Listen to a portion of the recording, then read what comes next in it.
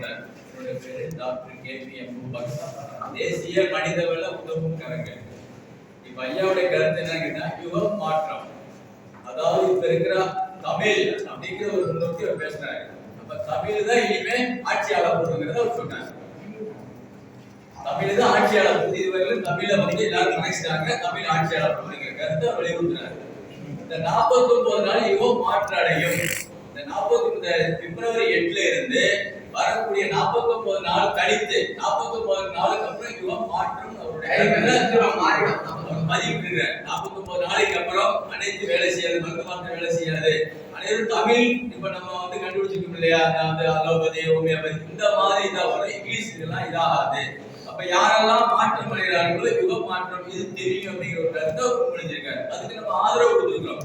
நல்ல ஆட்சி மலரும், எல்லா மக்களும் நல்ல பயனுள்ளதா இருக்குன்னு சொல்லிட்டு அந்த மீட்டிங் அவர் ஏற்பாடு பண்ணியிருக்கிறார். இதுதான், வேற எந்த ஒரு மாற்று கருத்தும் இல்லை. இறையாட்சி, இறையாட்சி இறைவனுடைய ஆட்சி, நேர்மையான ஆட்சி. ஏன்னா இன்னைக்கு தமிழை வந்து யார் யாரும் என்னமோ பண்றாங்க. ஏன்னா அனைத்து தரப்பட்ட மக்களும் தமிழ் அப்படிங்கிற உதாரணம் தான் பண்ணியிருக்கிறார். நம்ம எல்லாரும் தமிழர்கள் தான்.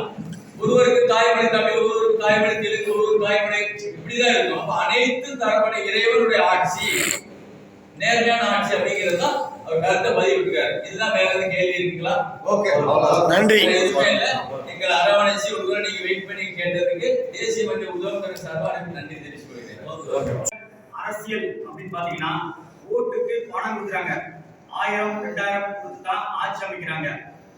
போன நடந்த தேர்தலாக இருக்கட்டும், இப்போ ஆட்சியில் இருக்கக்கூடியவங்க வந்து தேர்தலுக்கு ஆலோசனை பெறுவதற்கு பிரசாந்த் கிஷோர்ட்ட 350 கோடி கொடுத்து ஆலோசனை பண்ணி ஆட்சி அமைச்சிருக்காங்க.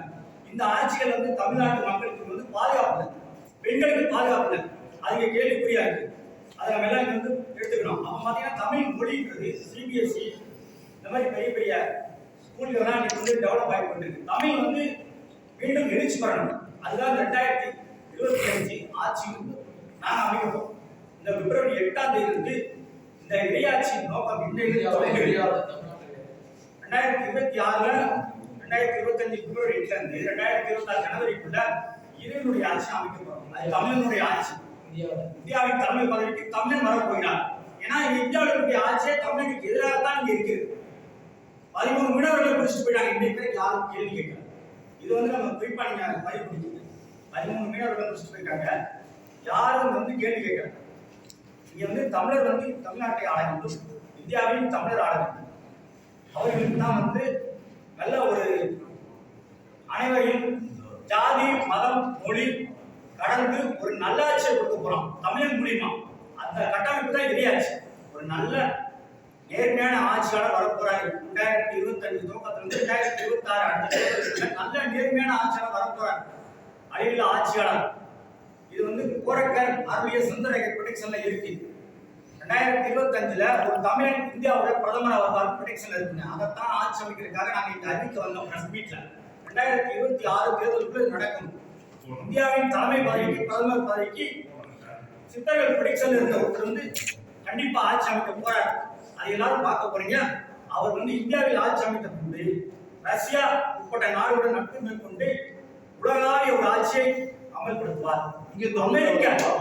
அமெரிக்காவின் ஏகாதிபத்தியம் எல்லாம் எதிர்த்து உலக மக்களுக்கு நன்மை பயக்கும் ஆட்சியாக இந்த தமிழனுடைய ஆட்சி இருக்கும். இது வந்து ப்ரொடெக்ஷன்ல இருக்கு.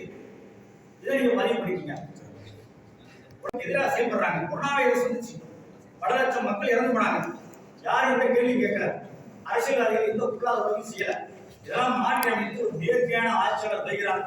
அவர் அமைக்க போற ஆட்சி தான் அந்த இறையாட்சி. அந்த ஆட்சி 2026க்குள்ள அமையும். இதைத்தான் நாங்க அங்க சொல்ல வந்தோம். அதனால வந்து பாரத பிரதமர் காலத்துக்கு கொண்டு போங்க. இங்க இருந்தால் ஒரு ஆட்சியாளர் வருகிறார், உலகத்தை அவர் ஆட்சி செய்வார். Okay sir. ஆட்சியை ஃபுல்லா அவரோட கட்டுப்பாடு 6 மாசம் கலைஞர்